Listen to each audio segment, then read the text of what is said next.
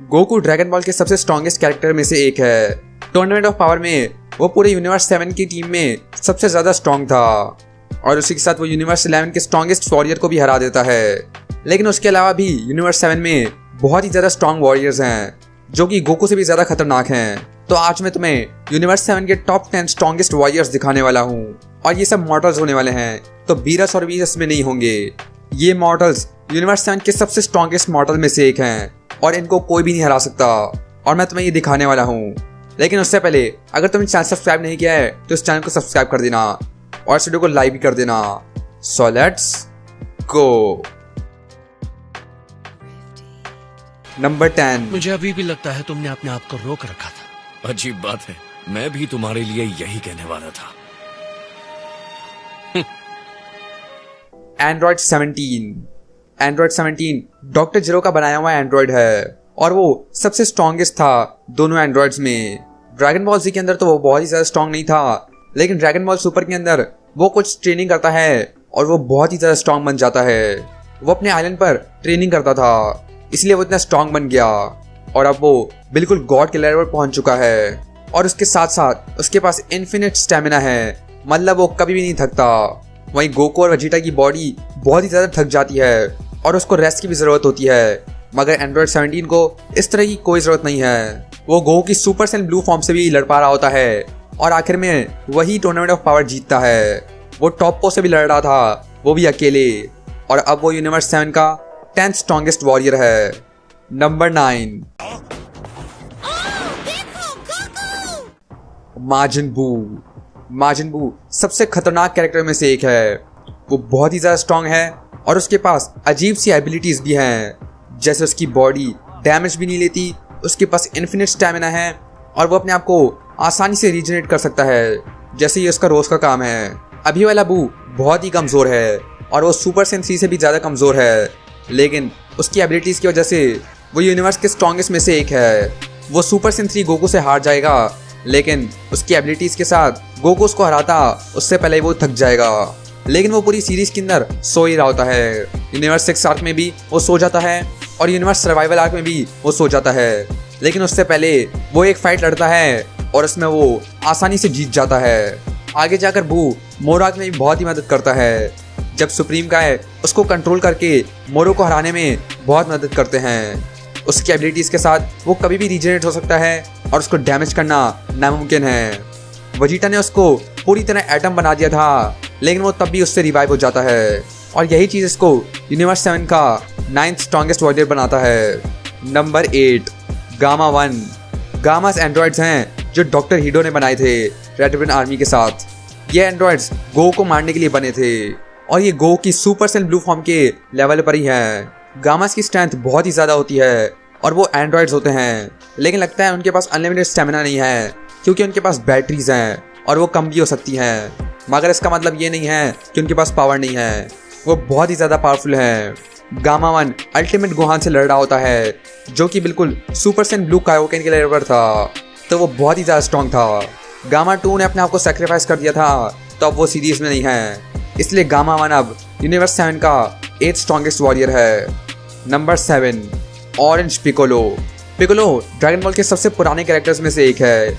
वो हमेशा गो का राइवल रहा है, लेकिन वो हमेशा उसके पीछे ही रहा है, मगर ड्रैगन बॉल सुपर हीरो के अंदर वो अपनी नई फॉर्म अचीव करता है और वो होती है ऑरेंज पिकोलो, जिसको अचीव करते ही वो आसानी से गामा 2 को हरा लेता है। वो इस फॉर्म में सुपर सेन गॉड को भी सरपास कर लेता है और बिल्कुल सुपर सेन ब्लू के लेवल पर पहुंच जाता है और गामास को भी सरपास कर लेता है, जिसके बाद सेलमैक्स से लड़ते हुए वो अपनी जायंट फॉर्म भी यूज करता है, लेकिन जायंट फॉर्म उसकी पावर नहीं बढ़ाती, बस उसका साइज बढ़ाती है। पिकोलो गामा 2 को आसानी से हरा लेता है, इसका मतलब वो गामा से ज्यादा स्ट्रॉन्ग है, इसलिए अब वो यूनिवर्स 7 का 7th स्ट्रॉन्गेस्ट वॉरियर बन चुका है। नंबर 6। ब्रॉली। ब्रॉली के पास बहुत ही ज़्यादा पोटेंशियल है और वो बहुत ही आसानी से बहुत स्ट्रॉन्ग बन सकता है, लेकिन उसको अपनी पावर पर बिल्कुल भी कंट्रोल नहीं है। जब वो पहली बार आया था तो वो गोकू और वेजिटा दोनों से कमज़ोर था, लेकिन लड़ते लड़ते ही वो सुपर सेन को भी सरपास कर लेता है, सुपर सेन गॉड को भी सरपास कर लेता है, सुपर सेन ब्लू को भी सरपास कर लेता है और वो गोजिटा से भी लड़ता है और उसको सुपर सेन ब्लू जाना पड़ता है ब्रॉली को हराने के लिए। तो ब्रॉली बहुत ही ज़्यादा स्ट्रॉन्ग है और वो और भी ज़्यादा स्ट्रॉन्ग बन सकता है, लेकिन जब वो अपनी पावर यूज कर रहा होता है तो अपने आप पर कंट्रोल खो देता है और बिल्कुल एक मॉन्स्टर बन जाता है। इसलिए ब्रॉली अब बीरस के प्लान पर ट्रेनिंग कर रहा है ताकि वो अपनी पावर कंट्रोल करना सीख ले, और तब तक वो यूनिवर्स 7 का 6th स्ट्रॉन्गेस्ट वॉरियर है। Number 5, granola.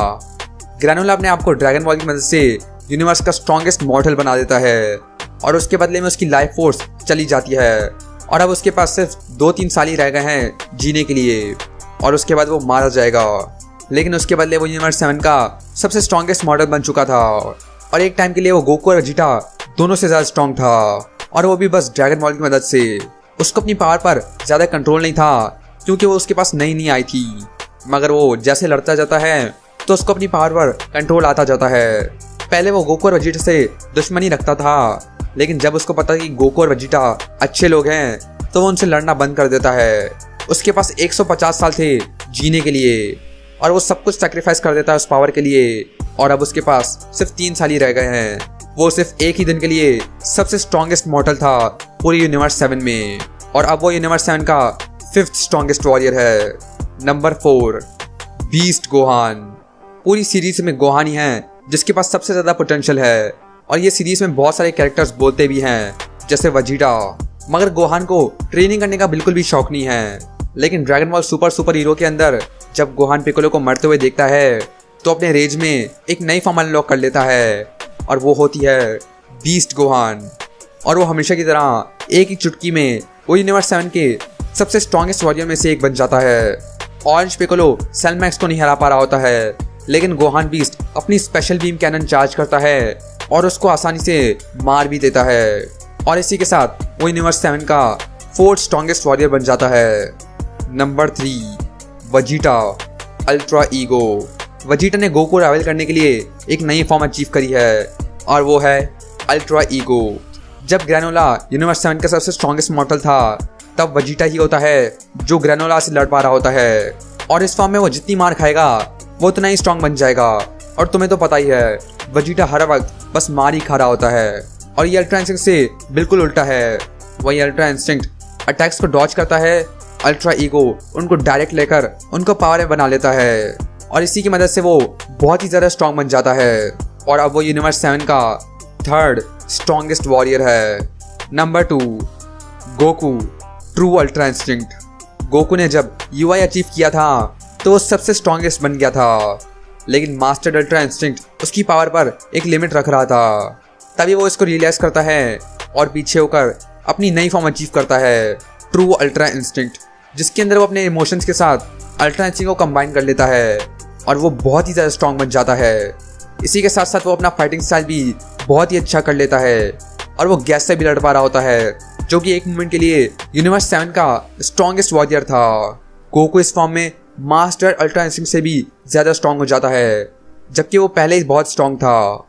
इस फॉर्म की मदद से ही वो गैस को भी हरा देता है, और इस फॉर्म को अचीव करते ही गोकू यूनिवर्स 7 का 2nd सबसे स्ट्रॉन्गेस्ट वॉरियर बन चुका है, और नंबर 1 से पहले।